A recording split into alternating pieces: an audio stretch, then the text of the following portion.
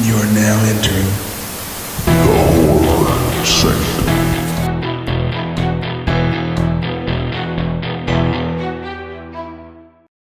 Hello, and welcome back to the Horror Sanctum podcast. I'm Jay with John, Kellen, and TJ. And we want you to know that we know, okay? We know what you did. We know all about the party, the drunk driving, the vehicular manslaughter, and your little pact you made promising to never tell anybody. We here at the Sanctum know what you did last summer. Get it? Speaking of which, as you can probably tell by my background, this week we're chatting about the 1997 teen slasher, I Know What You Did Last Summer, directed by Jim Gillespie and written by Kevin Williamson. With the new one due out in a couple weeks, what better time than now? We're releasing this for the 4th of July. We kind of have our 4th of July outfit on. One of us, two of us do. So this is the perfect week. If you're not familiar with this movie, tough shit. At this point, Google it because you're a terrible person. But as always, spoilers. Always spoilers, and it's hard to keep a straight face talking spoilers about a 97 movie. But hour and 41 minutes, which is kind of the sweet spot for this kind of movie. This was shocking. Anybody want to guess what this has on Rotten Tomatoes? I bet it's super low and it shouldn't be. Probably 15%, 20. 48% critic, 41% audience. I would have guessed 43, so in the middle. Which, well, you would have, but you didn't, so it doesn't count. You're not prophetic. Suck it up. Anyway, the cast I would have assumed the audience would have been more. Huh? I would have assumed that the audience score would have been more. Right, because this is considered a classic, as it should be. This is a fun slasher. This is another, for me, win from the 90s. There's definitely a whole lot of misses in the 90s. The 90s was all over the place as far as quality. I think where the 80s knocked literally every genre just about out of the park. The 90s, they were just trying to figure out what the hell they were going to follow up the 80s with. And sometimes it was a hit, sometimes it was a miss. I think this is a hit. I think this is one of the ones that we as a family of 4 watch every year around spooky season. It's required list. We're watching at our house. Yes, Jay? I think it's adorable you referred to us 4 as a family of 4. That's really sweet of you. I wasn't talking about Oh, wait, your actual family. I forgot about them. But just listen to the cast: Johnny Galecki, Bridget Wilson, Anne Heche, Ryan Phillipe, Freddie Prince Jr., Jennifer Love Hewitt, and Sarah Michelle Gellar. And we're talking about prime Ryan Phillipe, Freddie Prince Jr., Sarah Michelle Gellar, and Jennifer Love Hewitt. Like the uptick of the peak of their careers. This is pre Scooby-Doo. Freddie Prinze and Sarah Michelle Gellar. This is like the peak of Party of 5 fame for Jennifer Love. Yeah, this is their not even coming out. Like, this is like just another notch in their belt of hits and things that they had done to cement their 90s status as stars. So when you hear that cast, like, you're like, this has to be good, right? Well, it is. It's a fun slasher. The story is a little murky. It's a little convoluted. The person they hit with their car killed the boyfriend of his daughter, who he thought killed his daughter, and then he comes back to try to kill them, and he starts with Johnny Galecki, who had nothing to do with anything other than just being in the wrong place at the wrong time, and then comes back and tries, like, I guess he was just a serial killer in training, and after killing the boyfriend of his deceased daughter, he just got a taste for blood and decided, I'll just keep doing this. First one's always the hardest. First one is always the hardest. Trust me. Yeah. What was it? Is it John Wayne Gacy like killed a guy by accident and was like, you know what? I actually enjoy this. This is actually a lot of fun. I'm gonna keep doing it. But this is just one. I mean, I would call this a if you wanted to try to describe the vibe of the 90s, this would be one of the movies you could show people. The clothes they wear, the way they act, the way they talk, the way things looked in their little, oceanside town. This is violently 90s. You can point to other movies, but this is one of those ones where I was like, if you're like, oh, let me get a taste of the 90s. Like, if you were going to do a time capsule, I think this would be a good addition into the time capsule for people 100 years from now to see what life was like in the 90s, what teens were like at that point in time before the whole world went to pot. The acting's really good. There's not really any sore spots with that. Sometimes it's a little weak, but for the most part, everybody's pretty good. I mean, Anne Heche, she's always questionable. Sometimes she's an A tier actress, and other times it's like watching a cat try to get out of a bread bag. But for what little part she has in this, she's a good addition. Her scene is basically just to kind of help you understand what's going on. I feel like if they had made the story a little less convoluted, you didn't need all the other stuff. You could have just been like, oh, we hit a random dude who we have no idea who he is, and then the rest of the movie could be trying to figure out who it is. I don't know why they had to make it some bigger mess of a story. That would be my biggest knock on this. Other than that, it's got some fun kills. It's got some frustrating kills. When they're trying to point out like he's right there, and they're just like, stupid girl. Or when she's, the parade's going on and she's trying to get people's attention and nobody can hear her screaming. Everybody's fear in a horror film is that you're going to be getting murderlated right behind some people, and they're just going to be like totally oblivious. But this is just a fun film. Like I said, we watch it in my house just about every single year. Usually start a spooky season because it is kind of one of those summer horror films, but it's got some iconic moments. One of the most iconic moments in this movie, the little spin that she does, is like, what are you waiting for? That was like not even supposed to happen. It was kind of a goof, and they liked it and left it. But yeah, this is just one of those films that I really think that it should be required watching for anybody that loves slasher films, anybody that loves horror. I think this is one of those ones that should be on everybody's list to watch. I put it up there with Scream as far as entertainment value.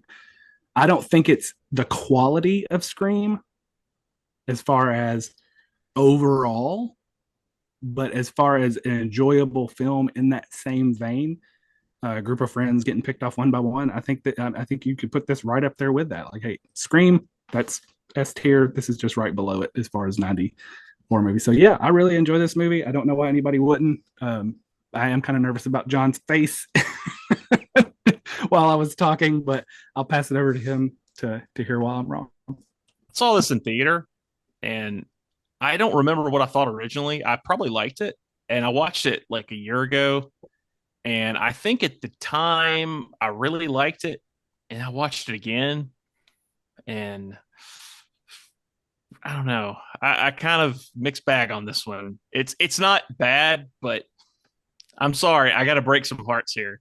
It's definitely Timu Scream. I mean, that's without a doubt. It is Timu Scream, like at its finest, and it's Kevin Williamson, so the same writer.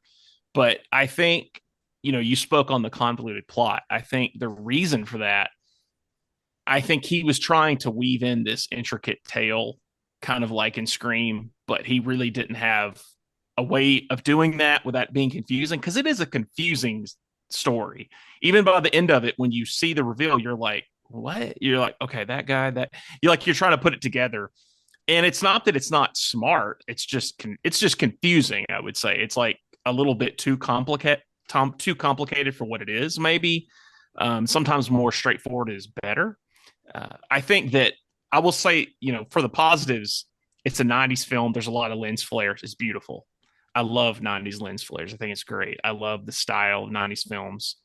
It's a fun movie to watch. I mean, I don't, by no means do I hate this movie. I want to put that out there. By no means do I hate this movie. I think it's fine. It's fun to watch. Watching it again, I think I've just seen so many slasher movies, and I've seen so many of these movies that this one doesn't go high on my list at all anymore. It's something that I like owning. I like to watch once in a blue moon, but like Julie, for instance, I mean, she's okay in the movie, but she's not Sidney Prescott. Sidney Prescott's a way better character, like just across the board. Freddie Prince Jr., bless him, nice guy, terrible actor, just a absolutely abysmal actor. I mean, he is a really nice, former WWE writer. Yeah, super good guy. Like when you watch him in interviews, like I would love to meet him. Super good guy. But like he's not really a great actor, right? So it's hard when he's really good at like romantic comedies because I think like there's a bit of levity in that, like She's All That, Down to You. I think when it's something like that, it's hard when it's a serious film like this where he's got to show chops. And that's okay. I mean, there's a lot of people who fit genres better. The Ryan accent he Phillipe, was attempting here did not work for me. And I don't think I noticed it back in the day, but I really noticed it this last time I watched it. yeah, I mean, and Ryan Phillipe is he's good. I think he's really great at playing like the biggest douche on earth in this movie. Like you just like, oh my god, like the worst jock ever. I mean, he's really good at playing Ryan Phillipe. Right. I have giant dick written down instead of That was my biggest takeaway of this film. Rewatching it, I don't remember him being that gratingly just douchey. well, our minds have changed now, though. You know, Right, we get right. better than we could back then. Yeah. It's one of those films where, you know, watching it again, when you really look at the plot and the killer and the twist to it and who the actual killer is, and it really is something that really comes across probably great in a book. Like if it was in a book and you read this, you'd be like, oh my God, because you would be so, you know, it would be easier to follow. I think in a film, it's hard because by the end of it, it's just like, it's just very complicated. And a lot of slashers don't go that far into being complicated. They do red herrings and things, but this one, it's very complex. And, I know that's a weird argument to say a story's too good, but it's like it's just a little too complex. I think the kills are fine. I think like the 4th of July parade thing, that's really creepy, like with the fireworks and when she gets killed. I thought the one scene that I always thought was funny was when she opens the trunk and she sees the dead body with the crabs. She goes to get them, and 3 minutes later, it's gone. I'm like, that's the fastest fucking fisherman I've ever seen. Like, I mean, I know it's a movie. I get it. It's a movie, but I just think He's not that fast. He's not that fast. He got hit It by was a fucking identical car. cars, John. Obviously, he just drove the crab car away and backed up the exact car with no Right. crabs in it. He's got two cars. He's got the dead body and the real car. Yeah. You know, I overall though, like I wouldn't even say I dislike it. I like it. I just think I was surprised rewatching it because I felt like last year I was more positive on it. And then this year I watched it again and it went down. And I don't know if it may just be one of those things where it's the kind of movie that you want to watch once every 5 or 6 years. You don't want to watch it every year. Sometimes films are like that. You give them space, they mean more. This is one of those. And I know they're doing the reboot or the sequel. I know she's in it. I know they're doing the whole Halloween 2018. I get it. It's the thing, the sequel. They've got to bring in the Laurie Strode. I get it. I know what they're doing. I don't know if that's necessary. I'm going to watch it, but I feel like with I Know What You Did Last Summer, it's like it's already kind of like the rip-off Scream franchise. So it's kind of funny they're doing that. But I will say this. It's 9 million times better than the sequel. The sequel to this movie is just fucking dumb. Like it's so dumb. You're taking the first two loves of my life and just pulling them through the mud. I know. With Jennifer Love Hewitt and Brandy. Brandy was Brandy my first Norwood. actual crush. Oh, I hate her in that movie. Moesha. She's awful in the movie. I'll give you that. I hate her in Jack that Black movie. was perfect though. He was great. Yeah, he was so entertaining. But yeah, it's way better than that one. I think it's a fun slasher film. It's kind of got a little bit of, it's got Scream, but there's a little bit of stuff like, I don't know, something about it kind of reminded me a little bit of My Bloody Valentine. And it's hard not to think of Mutilator because it's in North Carolina and Mutilator's in North Carolina. And I don't know if that was intentional. You know, it's just something about that. It's not similar, but there's something there that's like a connectivity in my brain. And yet none of those accents were Southern accents. They were almost like attempting like a Massachusetts or something and not quite getting it. It's Abigail all over again. No. And like I said, I own this movie. I will watch this movie again. I like this movie. I was kind of disappointed that I didn't find myself like over time, my perspectives changed a little bit on it. So overall, I like it. Do I think it's top tier? No. Do I think it's a must watch? No. I think there's 10 or so movies way above it, but I think it's fun. And I think it's one of those movies you can pop on and you can always have a good time if you haven't seen it in a while. So this movie come into my life, unlike most horror movies, because this movie was based on a very popular YA thriller novel by a uh, author I only know because we read this in my seventh grade reading class, and my seventh grade reading teacher was obsessed with Lois Duncan novels, which are these kind of like safe for preteens, teens, little thriller, almost horror type book stories, kind of competing with R.L. Stine, but not as good as R.L. Stine, kind of thing. And Lois Duncan had a number of these. Several of her books have been turned into movie adaptations, but this was by far the most famous one. Um, so we read this book. I was in seventh grade when the movie come out, and we read this book because she knew the movie was coming out later in the school year. It come out in March of 97. No, not March of 97. It come out in October of 97. I'm thinking of March of 97 because March of 97 is when Sarah Michelle Gellar debuted as Buffy the Vampire Slayer in the TV series. So she had already been out and known as that character. And then coming into this in the horror world, she almost had just as much kind of pull back then, even though that show gradually got more and more popular. But that was like kind of a big get because obviously they filmed this before that TV show probably even debuted, but that was something in the marketing that it was like, oh, Buffy the Vampire Slayer's in a horror film. That was kind of cool in late 97.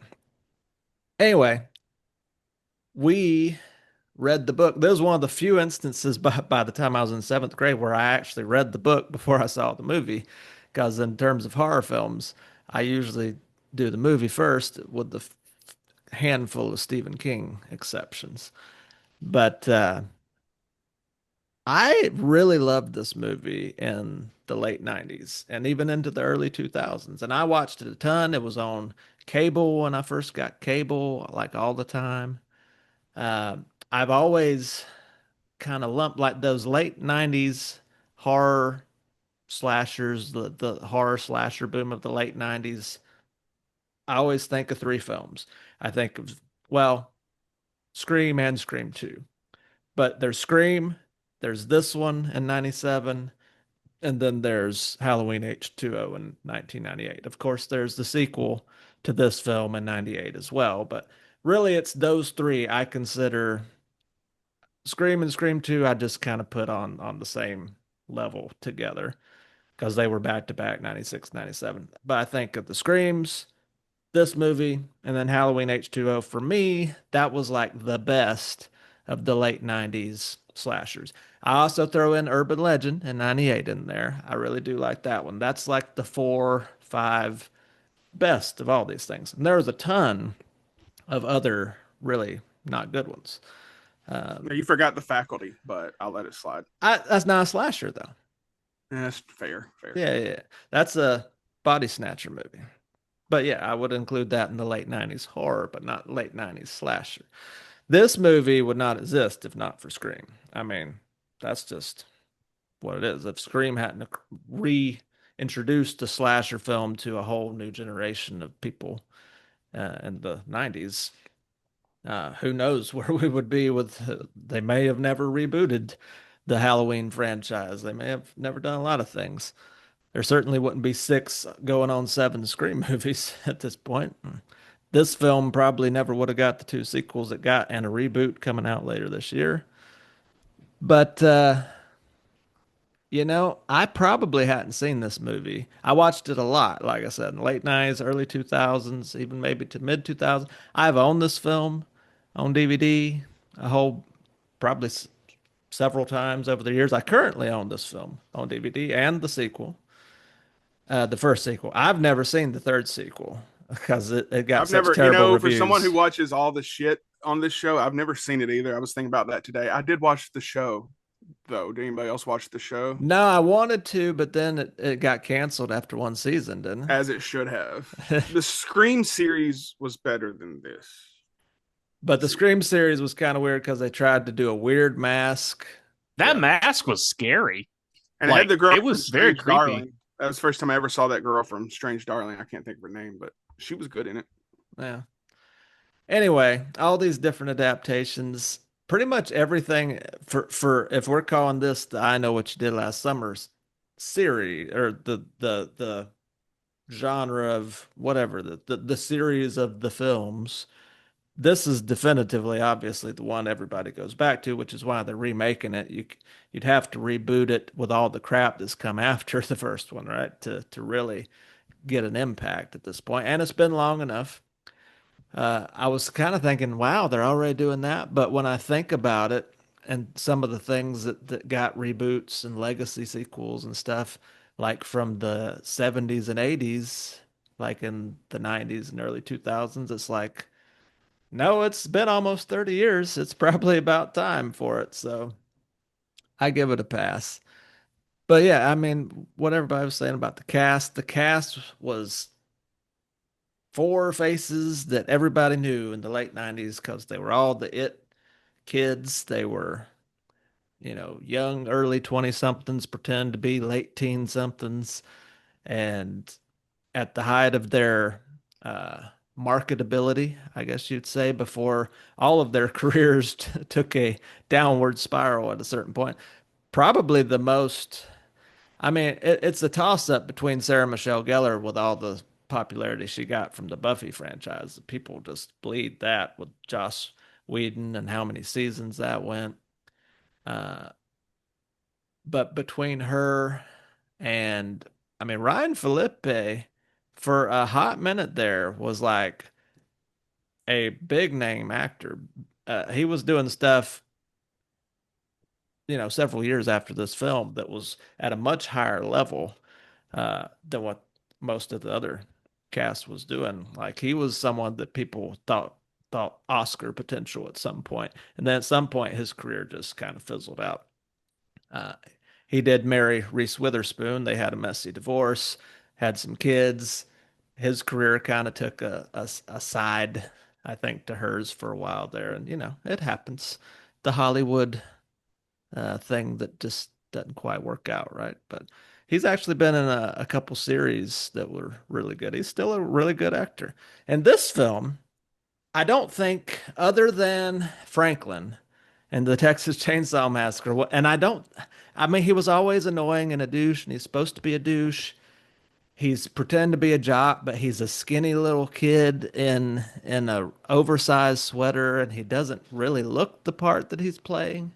And I don't think I've ever really noticed that until this most recent viewing. But man, I've never wanted a character to get killed so much, with the exception of Franklin and Texas Chainsaw Massacre, than I did this cat. This cat is awful. Why were these? He's a raging alcoholic at 17, 18 years old. Why would anybody want to be this guy's friend?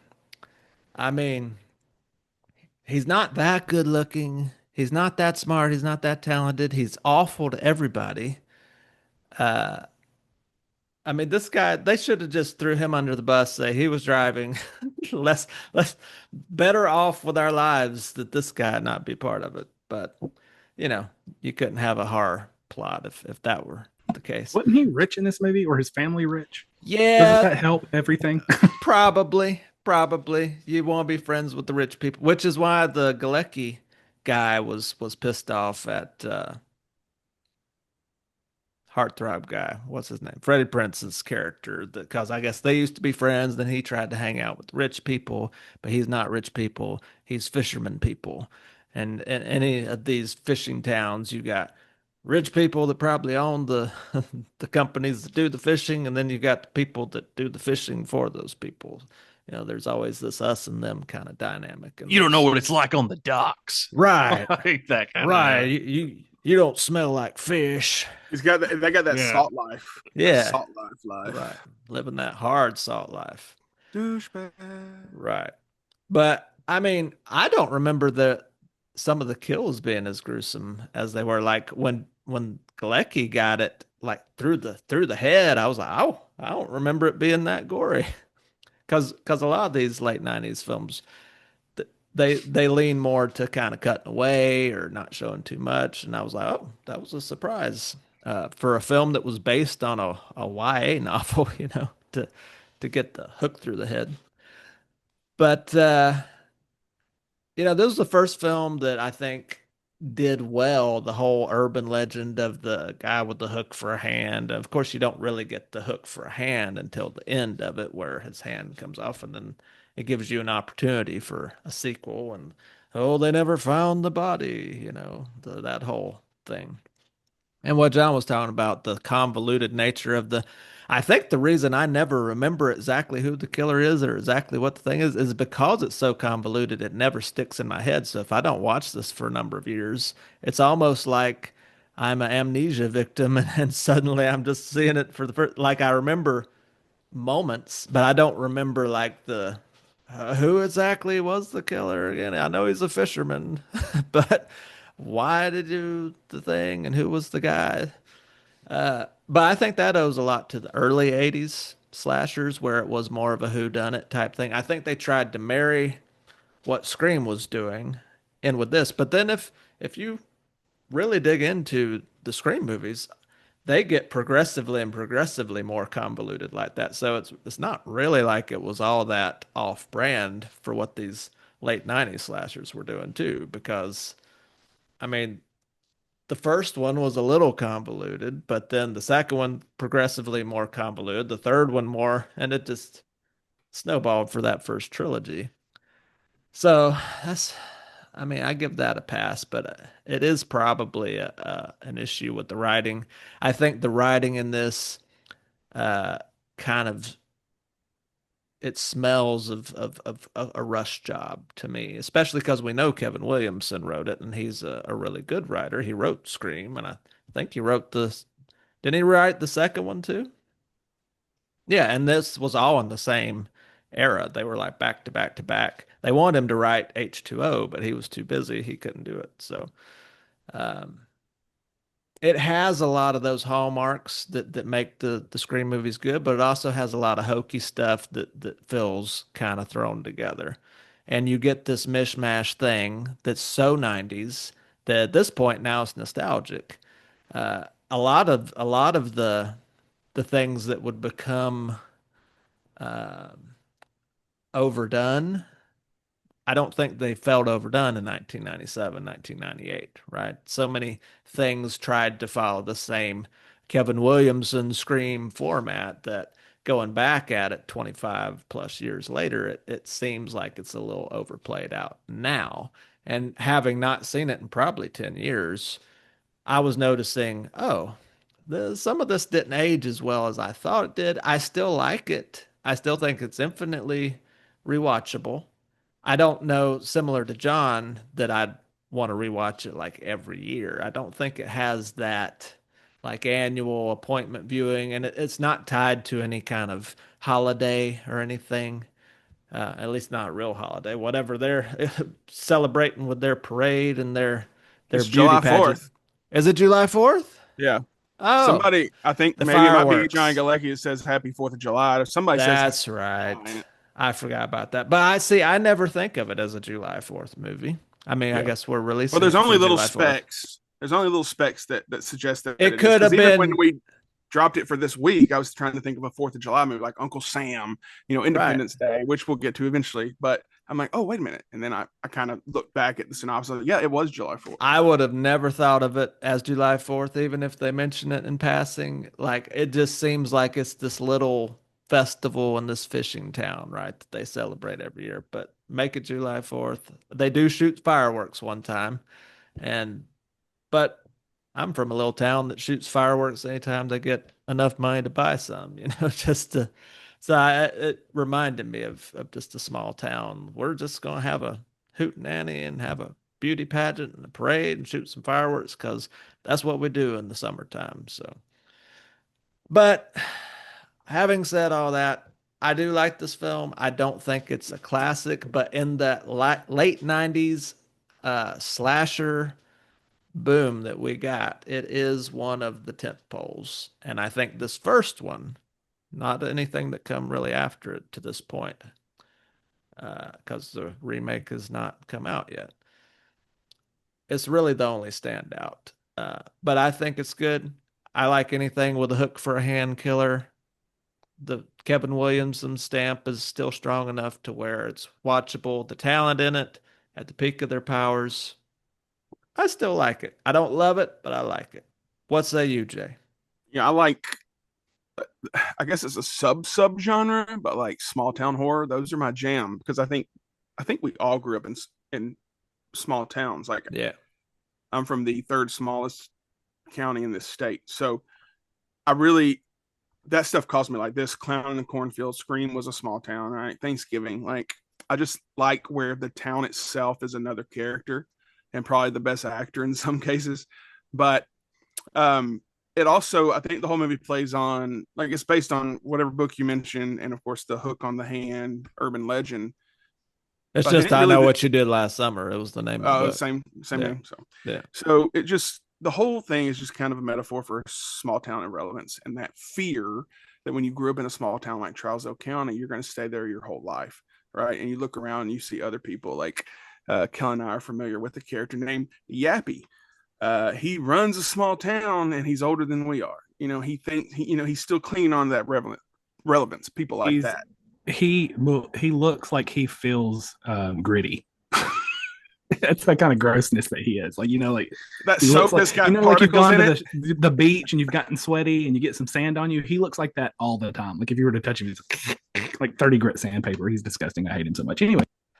Wow, I thought I was being harsh, but Kellen off the top rope. Here I'm gonna, before I forget, the killer's name in this one. Anyone? His name's Ben Willis. Has everybody seen the sequel? Kellen? Earmuffs. So anybody know the name of the killer in the second one? I don't remember. It's been forever since I've seen the second one. It's the same guy. Well, it's his son. And he goes by the name Will Benson. And then when it's revealed, he does this whole like letter thing, like, look at how did you not know? It's so what terrible. What the hell was that? Don't watch the sequel. That can be one of your today I watched for this week, and then you can just do the sequel on Saturday. That's a good idea. Yeah. Thanks, Jay. You're welcome. That fear of that small town irrelevance is what caused me about this movie too, growing up in Trousdale County, because most of the people in my family still live there. So it was a goal growing up there in Portland and the other places, like you got to get out of this town, right? But The only people that stay in their small towns are the jocks that can't give up their former glory. Right. Or all money. Yeah. Or the families that own the handful of businesses. Yeah. But as we grow older, that fear flips, right? We want to get out of that small town. We want to go be a big shot. We want to do this and that. We want to go play football like Ryan, be an actress. But the older we get, we miss that small town mentality and that small town relevance, right? Because like our hourglass is flipped. It's going the other way. Like, I live in Donaldson. It's not quite Nashville, but I would move back to Trousdale County in a heartbeat if I could find a decent job down there that pays me what I get paid. But you miss that stuff. You miss being in the backyard. You miss going on bike rides with your friends like that. It just comes rushing back. So like this movie, part of the reason I like this movie all these years is the nostalgia because of some of the things I just touched on. After watching it again, kind of like John. No, I'm just kidding. I still loved it. Like I texted him on the side. They thought I was going to hate like, it. Now, what? I knew you were going to love it. So fucking much. Son of a bitch. I knew you were going to love it. All right. Here's what I didn't What like a about dick. it. There are some things I didn't like about it. First of all, who has sex on a beach? Everybody. So gross. So It's gross. disgusting. Gross. Sand You would- everywhere. We're talking about the you drink would, or you would look actual like food? Yappy if you rolled around in the sand for a little bit. Like, I hate that part so much. It makes no sense to me. But I'm also a very clean person, so like, I think Kellen's the only one who said everybody. I was like, At least lay down a everybody. beach towel, something. God. It's just don't just park it on the sand behind a boulder and start going at it. Like, hard pass. The other thing that made me cringe was what Kellen referred to in the beginning, is her in the street, like, what are you waiting for? And then she does the whole spin, and I'm like, what was that spin? What was that spin? That was the Peak cringiest part. 90s. Peak 90s. That's the truth. That was the trailer moment. Also, justice for Johnny Galecki. What in the world? He had a crush on a girl that everybody our age had a crush on, and he gets bullied and killed for it. Unacceptable. Lindsay ran into him at a restaurant. He lives in town, and she didn't talk to him, and I'm still mad at her. But then I would have been more mad if she talked to him and I didn't. So I guess it's a wash. When I rewatched it again, and it wasn't quite goosebumps, when you're just on the cusp of getting chills from something, is when that typo negative version of Summer Breeze comes on. That music like that pulls me into a movie, a trailer, whatever, like Manson's Sweet Dreams. If you play Skinamarink trailer with that music on it, I'm like, I need to see that fucking movie. That's what that does. This soundtrack is amazing. The Hush cover by Kula Shaker, I have it downstairs on vinyl. But just that first chord gave me goosebumps. Like, it brought me right back to that first time I saw it in theaters. So it has that still has that whole lot of nostalgia for me. I don't watch it yearly. I alternate between this and Independence Day and the sequel to Independence Day, which is not great. But so this is definitively an Independence Day movie for you. Yes. Okay. We call Independence Day a sci-fi horror film. Say again. Got some scary stuff. I think anything with aliens. With the guy that played Data, whatever his name was, when he gets that Brent guy. Spiner. Yeah, when he gets the tentacle around his neck and it talks through him, that's creepy as hell. That's horror, right? Yeah. I love Independence Day. It's one of my favorite movies. Yeah, anything's on. I mean, we would do an Alien. Welcome episode. to Earth. We did do an Alien. We did Alien Romulus, right? So, yeah, I'm down for Independence Day next year for sure. So, anyways, the other thing was Ryan Phillipe, or however you say his last name. He was just the most giant dick I've ever seen, bigger than the dick. And 28 years later, it's insane, and we don't pick up on it as much when we watched it years ago, especially when we're in middle school, high school. We're like, oh yeah, it's not very nice. But like, that's just how people acted back then. Right. I knew people like that. Right. I got my glasses broke on the kickball field. 90s like bullies were like a different vibe for sure. Scary. But he was definitely the worst part. But yeah, I Freddie Prince Jr. is not somebody I think about very often. Sorry, I know you're listening at home. Love you. But he's not a good actor. What have you seen him in? You're like, fucking nailed it. Like even Ryan, you're like, what was that movie? Antitrust. Remember that movie? Like, I love that movie. He was great in that. Like, he was with the Josie and the Pussycats girl. Yeah, Rachel Cook, which was also in She's All That. And in Huck and Finn, which was my non-horror pick of the week this week. Anyways, nice. All that to say, I still love this movie. I still get the same feelings, not exactly the same as an adult man watching Jennifer Love Hewitt bouncing around on the screen, but I still get that nostalgia feeling, that warm feeling in my stomach. It brings me back to Trousdale County, simpler times. Even though we weren't a fishing town, we did have a creek. But anyways, close it up. Give our rankings, move on. Kellen. Yeah, I think this is fun. Like I said, 90s nostalgia, 100%. Even if you didn't watch it in the 90s, which I feel like pretty much everybody our age probably did, because it was huge when it came out. And again, 48% of Rotten Tomatoes is atrocious. That being said, I am going to give it probably a lower score than Jay is, but I also think my score is fair. I give it a 3.5. Like I said, we watch it almost every year. It's fun. The celebrity list is through the roof as far as how many people you would recognize watching this. Just all I would say to anybody that's never seen it, forget the subplot. just go on. Oh, they hit this guy and now he's trying to murder him. That's all you need to worry about. John. So yeah, Scream. I think the reason I like that more than this.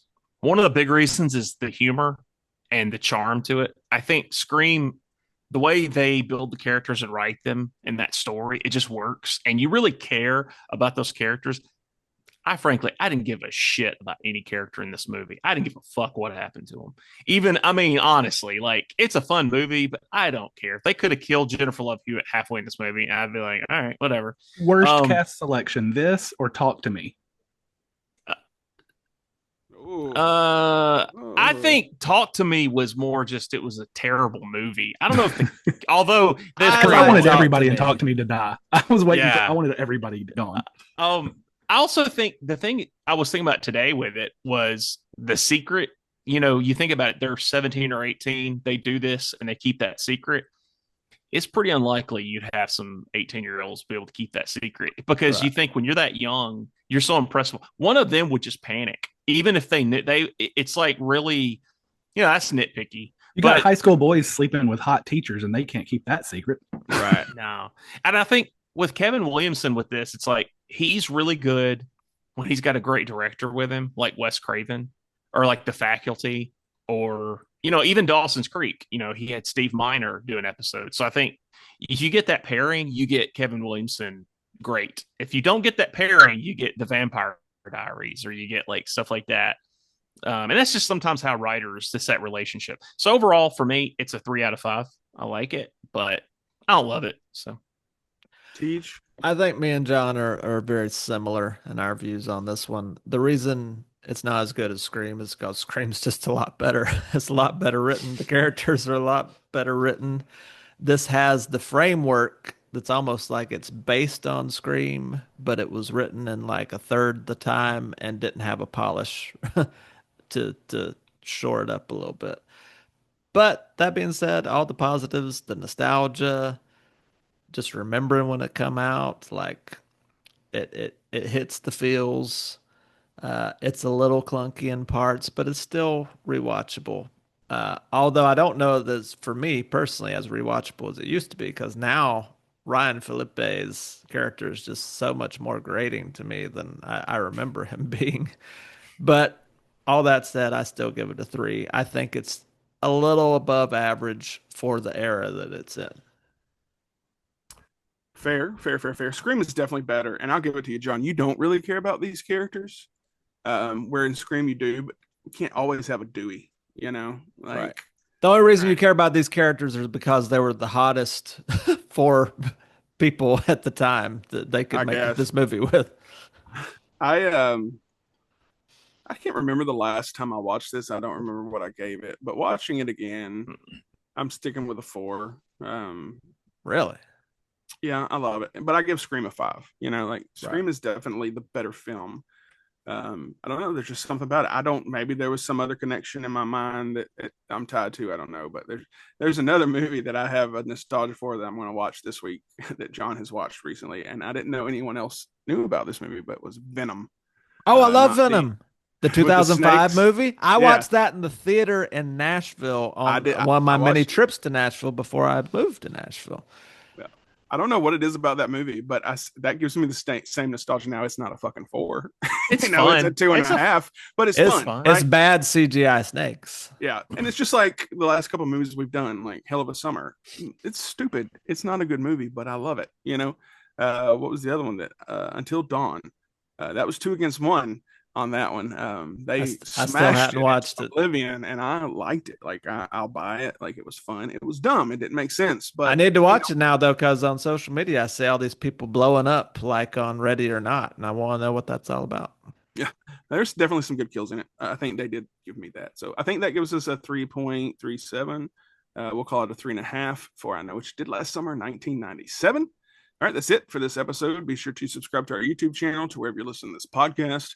Follow us on TikTok. Follow us on Instagram. Join our group, Facebook. And we have an Amazon Music playlist, which has some typo negative on it from this movie. So go check that. And come back next week. We're doing an episode on Happy Death Day. And it's also TJ's birthday, even though he was not available for that show. So be sure to wish him a happy birthday. All right, signing off. I'm Jay with John, Kellen, and TJ. And until next time, Keep it spooky.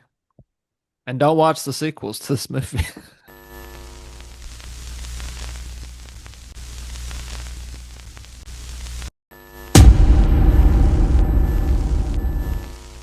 I like the second one. It's stupid fun.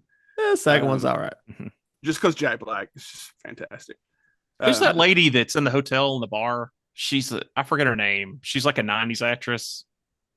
God, I the don't second remember. one? Yeah, I don't remember her name. She's like Hispanic. Well, she's kind of Hispanic. She's a pretty lady. I don't remember her name. Well, let's Rosie Perez. What was he talking about? No way. No, it's not Rosie Perez. What She was in Master of Disguise with Dana Jennifer Carter. Penelope Cruz? Jennifer Esposito. Oh, Esposito. Yeah. That's Yeah, her, she yeah. is pretty. She's like in a CSI or something, I think. I can't believe we didn't mention with all you music heads that there's a I Know What You Did Last Summer song out there. Oh, I didn't know that. I think it's a country song. Oh, that's That's probably why I y'all didn't don't know it. I like good music. It's not Speaking a of good song. country, Kid Rock makes music for people who know exactly how much Sudafed you can buy at a time. Accurate. Oh God. Kid One Rock time, Kid catching Rock played on the radio strays. while I was driving, and somehow I stole my own catalytic converter. That's That's like funny. Jelly Roll now. See That's the like new Jelly Chuck Roll Norris? stuff. He has a country rock annual festival that goes on like literally 5 minutes from where my parents live now every year. Is in it called South Cousin Carolina. Lovers? It's like Rock the Country or some shit like that. Oh, original. Yeah. Rock the country. Well, happy 4th Rock. of July to everybody, even though I'm going to probably see y'all again before 4th of July. Couple days. Yeah. Everybody watch Sinners? No, I haven't seen it yet. Oh, We're gonna try to me and Megan are gonna try to watch it Wednesday because she wants to watch it too. It's great. It's my Everybody favorite should movie watch this it. year. Same so far. Spoiler It's alert. great. It's great. I mean, I'm not gonna lie. And It's great. if you don't think it's great, Kellen, you're out of the fucking podcast. Even not as a horror film. It's Well, just what the if I best movie Abigail this it? year. What if I Abigail it? What would happen if I give Oh it my a God. zero? Ugh. I think the entire world would turn on you, and it would be a different light turning on you Right. because it's an African American themed film. Oh yeah. There's that too. Have you Unless seen it from, was an original I vampire don't white see girl. color, Jay. Have you seen From Dusk Till Dawn yet?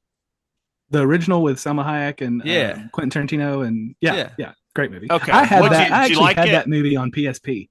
Oh wow. A PSP that Jay stole from me at Walmart and then Oh, charged wow. me $20 off a retail price. Nice. Statute of limitations. It's Lit. well past 8 years, but yeah, Megan actually bought that for me. She's like, "Oh, you got to watch it. Selma Hayek's so hot in this." She was not wrong. No, and she's right. props to Quentin Tarantino for putting himself into a position to drink liquor off of her leg. when he has a very known his foot thing. fetish. Yeah, And what a that guy in Earl, the sheriff, he's the same guy in Planet Terror and in Death Proof. Yep. He's the same character. Spoilers, he dies in From What? Dusk Till Dawn, but that sheriff, yeah, it's like that connected Rodriguez Tarantino thing they do. He's also the main preacher guy in Red State. You said you didn't like Death Proof, right, John? Even though it's your dad. I mean, I like it. It's one of my least favorites of his, but I don't hate it. I just don't like the ending. I think it's just the girl power thing. They go too far with it. It's silly. Some of that was shot in Lebanon, Yeah. wasn't it? Yeah, Was it really? the early scenes when they're coming out of the little convenience Yeah, he's store, from something like here. that was in Lebanon. Oh, I didn't know that. But- That's and crazy. Yeah, he if you grew pay up in, attention like, to enough Knoxville, Tarantino I movies, think. there's Tennessee references. Even in Once Upon a Time in Hollywood, the dog food he's feeding them is like Chattanooga feed or whatever. So it's like Was he from if you- Knoxville or Chattanooga? It was one of the two. I thought I Chattanooga, don't remember. but he's from here. But yeah, he references Tennessee a lot in his movies, like subtly. It's not like people Yeah. are like, "Oh, I fucking love Tennessee," and then they move on to whatever. It's like just like something in the background has a Right. So where does everyone think he's from? I think it's from Around Chattanooga? Chattanooga. I I'd think say it's from Knoxville. It's Knoxville. That's what I Oh. thought. Yeah. just like Couldn't Johnny. hear. Yeah, I couldn't hear what your answers were. All right. We'll see you in a couple days. All right. Later. Might go watch me some Godzilla and take a gummy. Enjoy. Godzilla. Peace.